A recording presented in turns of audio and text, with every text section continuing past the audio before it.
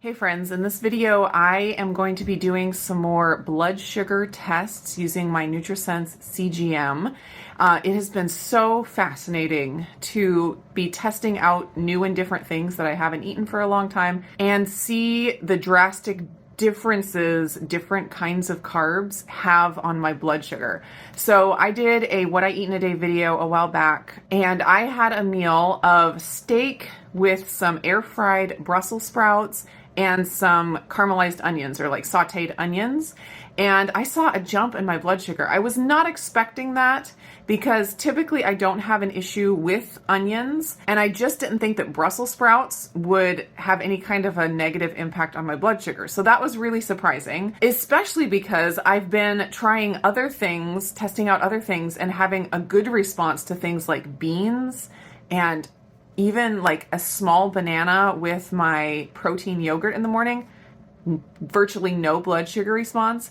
But Brussels sprouts, I had a jump. It was kind of crazy. But anyways, I had some really good ideas from some comments from you guys after that video saying that possibly it was just the onions and the Brussels sprouts were fine. So I want to test that out. I want to try doing some steamed Brussels sprouts. And I know some of you guys are like, why would you ever want to eat steamed Brussels sprouts? Although with the right spices and butter, it's gonna taste pretty good. So I'm gonna play with the Brussels sprouts again in this video, and we'll see if we can nail down where the issue might be. Also, it could have just been a fluke, that there was something else going on in my body and it responded that way when typically it wouldn't respond that way. So that's going to be interesting to play with. But also in this video, I wanted to show you applying a CGM again. I showed this in my initial CGM video when I was first getting started with NutriSense, and it's been a while since then. So I thought I would go ahead and show you how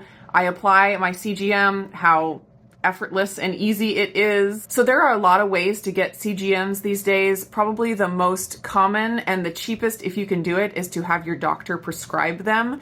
If you have diabetes, or if you're pregnant, worried about gestational diabetes, that's when it's going to be more likely that a doctor would be willing to prescribe a CGM. But if you are not able to get one prescribed by a doctor and covered by your insurance, then NutriSense is a really great option. NutriSense is a program that facilitates getting CGMs and then offers support via their app, via coaching, different stuff like that. So they don't actually create the CGMs, they use the Freestyle Libre CGMs, but they are a program that supports you in using a CGM and helps you to obtain one through a prescription without having to go through your doctor. So if you sign up with NutriSense, this is how the CGMs will come in the mail, just in a box like this. And inside you have your Freestyle Libre. If you do a full month where you have 2 CGMs, obviously you'd have 2 CGMs in the box. But this is what the Abbott Freestyle Libre looks like. And then, of course, they have their NutriSense patch that you put over it, and this just helps it not to come off. These I've found have been really, really nice, and I've never had one come off when I didn't want it to. So first off, this is what's in the box. Of course, the paperwork and the CGM and the applicator, and then a couple of alcohol wipes. I have been switching arms every time I get a new CGM. So last time it was on my left arm. This time it'll be on my right arm. I'm just going to use my alcohol swab to clean the spot. You want to put it on the back of your arm and kind of in the fattiest spot. So for me, that's about right there. Then you peel off the top of the CGM, just like that. And then you take the protective cap off of the applicator. There we go. And then on the CGM container here, there's a little gray line, and on the applicator, there's a little gray line. You just line those up. And then you want to put it on a hard surface and press it down until it clicks. Just like that. And then when you take this out, now it has the CGM in there. And there's the little needle there. And it looks kind of intimidating, and I'm not going to touch it right now, but if you use a CGM and then take it off, you can kind of play with it, and you see that the needle is actually very flexible. It's very thin, so it's not like you have this really hard needle stuck into your arm. It's very flexible, so you don't even feel it. I don't feel it. When I initially put it in, it can have like a little bit of a burning sensation, but it's very mild and it goes away very fast. So basically all you do is you take this, oops, wrong arm, and you find the spot where you want it to go, right there, and you just press until it clicks, and literally it doesn't feel like anything. That's it.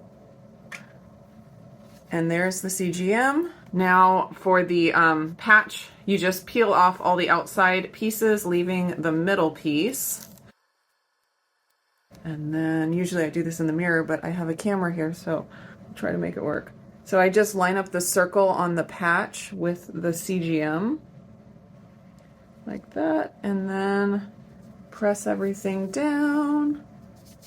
I'm going to go ahead and activate it, and then after an hour you can start scanning it and seeing results, but always remember to wait about 24 hours because the first 24 hours it's calibrating, so you don't get completely accurate results. So in the NutriSense app here, I'm going to go over to the 3 dots on the side and hit settings, and then I'm going to go to sensor, and down here activate new sensor, and then I'm just going to put the phone, and it buzzes a couple of times.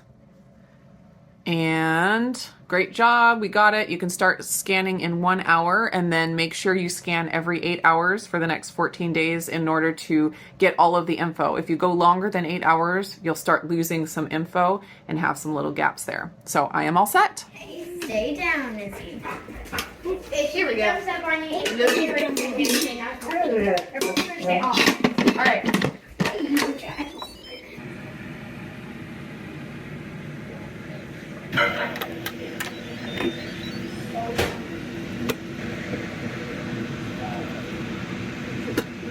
So here's my meal that I am using as a test. I have about 7 ounces of New York steak, which is about the same as what I had in the other meal with the air-fried Brussels sprouts. And then I have steamed Brussels sprouts. I just threw these in my little Instant Pot with my basket, my steamer basket.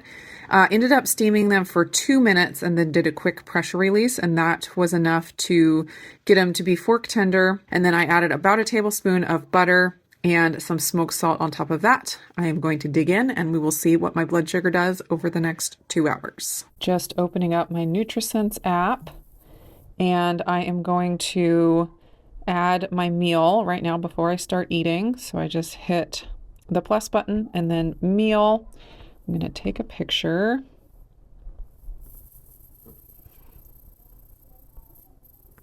Beautiful. I always find it easier, instead of typing it, to just do the voice to text when I'm doing my meals. It makes it so simple. And that's it. Okay. Steamed Brussels sprouts are not so bad. I mean, air fried are great. Crispy is great. But with the butter and the smoked salt, they're not bad. So I'm enjoying this. I have missed vegetables so much. Okay, here is my blood sugar response to the steak and steamed Brussels sprouts with butter. Definitely a better response than the air-fried Brussels sprouts with the sauteed onions. I did only score a 9 out of 10 as far as the glucose score because I did not come back to baseline by 2 hours. So definitely a better response. I do think I have some sort of a negative reaction to the Brussels sprouts because I also have noticed the last 2 times I have had them that my face will flush after I eat them. And it's nothing terrible. It's not like a huge rosacea flare or anything. It's just something that I noticed, and I'm wondering if that's the reason for the little bit of a blood sugar bump, because blood sugar can be in response to stress, like we know from exercise, and just other stresses can cause blood sugar to raise. And so if you eat a food that causes stress on your body in a certain way, that can raise your blood sugar independently of the carbohydrate amount in the food. So I'm thinking that Brussels sprouts, maybe my body isn't super happy about them. And I'm having some sort of a negative response that is resulting in that little bit of a blood sugar bump. I'm not going to say spike because it really wasn't a spike. It's not enough that I would swear off Brussels sprouts and never eat them again. I don't think I will make them a part of my everyday diet and base my diet on them or anything, because I do think there's a little bit of a negative response there, but I will eat them on occasion, and I will definitely not pair them with another carb source like the onions. I think if I have the Brussels sprouts, that'll be enough with the meal, because they were really tasty. They were really good. So I do enjoy them, and I do want to enjoy them occasionally, but I'm just going to keep it at a minimum, not do more than the 5-ounce serving, maybe, bring it down to like a 3 or 4 ounce serving, pair it with some good protein and fat, and keep any other carbs to a minimum or not at all. I also wanted to mention real quick that I do my tests, when I'm testing a specific thing like Brussels sprouts, I do it in the context of a meal. There are lots of reels and YouTube stories testing out individual foods, like eating an apple and then seeing what your blood sugar has done 2 hours later, which those are really interesting and fun to watch. But me personally, I am not planning on eating a carbohydrate food in isolation. Just naked carbs tend to be not great on the blood sugar. So it's not surprising that people, they'll eat a banana and then blood sugar spike after 2 hours. So since I'm not planning on eating the carbs that way, it makes more sense to me to test the carb source in the context of a meal. So like when I tested a banana, I did it with my protein yogurt. So it had plenty of protein, it had plenty of fat, and I was able to get a really, really good blood sugar response even having a small banana with my yogurt. Whereas if I had just eaten the banana, I probably wouldn't have gotten as good of a response. And I have been finding that if I want to test something like I did with the Brussels sprouts today, doing it just with a steak, like a fatty steak that has plenty of protein, plenty of fat, and having the carb source on the side is I think that's a good test meal for me. So I'll probably stick with that. I have been testing other things with other meals just because it just happened to work out, and I wasn't really planning on it being a test, but then it was a test. So for example, this is what my blood sugar did after it was steak with some cheese, a little bit of avocado, and some cooked carrots. So this is just in contrast to the Brussels sprout meal and the response to the Brussels sprouts. Having the cooked carrots, I had a very, very minimal response to that. So I would say I do better with carrots than I do with Brussels sprouts. My body just likes them better, I guess, for whatever reason. It would be interesting though to do the test of the carrots again with just the steak and see how that works out. It could have been because there was avocado and there was the cheese that there was enough extra fat that it blunted the spike even more. I don't know. The way that I'm going about this isn't 100% scientific. I'm just trying to somewhat live my life and see what happens, and then also throw in some good experiments like with the Brussels sprouts today. So I was gonna test the air fried Brussels sprouts again with a steak, but I don't think I need to at this point. I think it's safe to say that the Brussels sprouts give me a little bit of a blood sugar bump, and maybe it's a little bit more with the air fried versus the steamed, but I don't think it's that significant that I need to scientifically test that out again. So I think I'm going to leave this video here. I hope you found it interesting. If you have anything that you're dying to see me test on my NutriSense CGM, leave it down in the comments, let me know, and I will definitely consider it. If you are interested in learning about the NutriSense CGM program, check the link down below. I do get a little bit of a commission every time someone clicks that link and goes through the process of signing up with their email address for more information. You don't actually have to make a purchase for me to get that little kickback, so it's a really great way to support my channel if that's something that you want to do. And if you do that, you'll have all the info, the prices, and the different subscription options and all that from NutriSense. So that's it for me today. I hope you guys enjoyed the video, and I will see you again in the next one.